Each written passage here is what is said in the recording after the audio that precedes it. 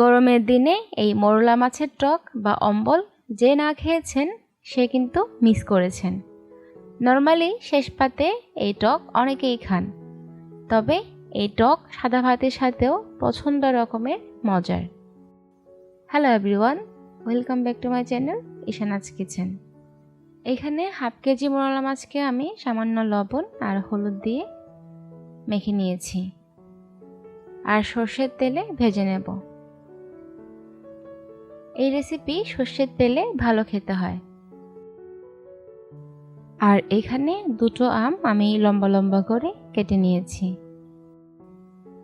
আচ্ছা, কাঁচা আমের টক ডালের রেসিপিও কিন্তু আমার চ্যানেলে আছে, চাইলে দেখে আসতে পারেন।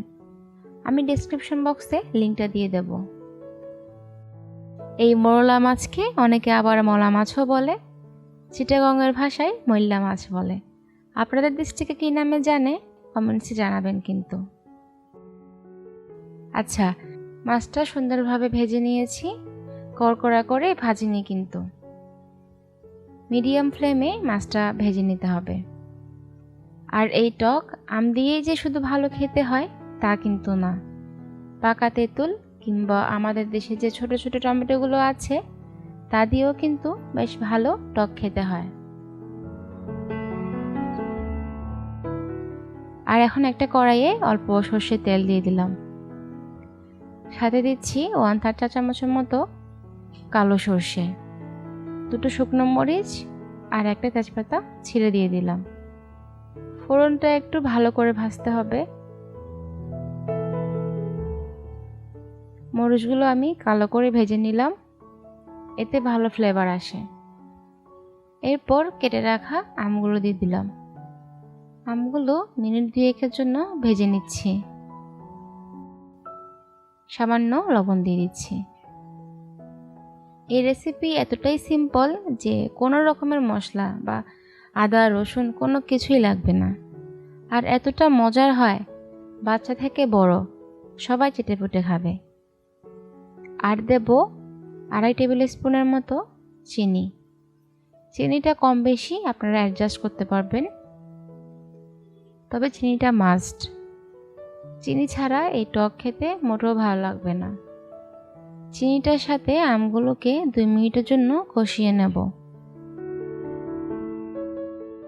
এখন দিয়ে দিচ্ছি 1 কাপের মতো জল।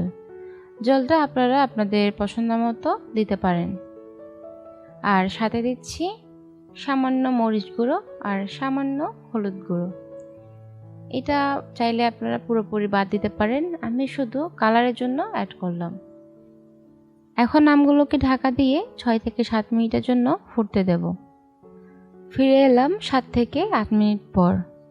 আমগুলো এখন ভালো সেদ্ধ হয়ে গেছে।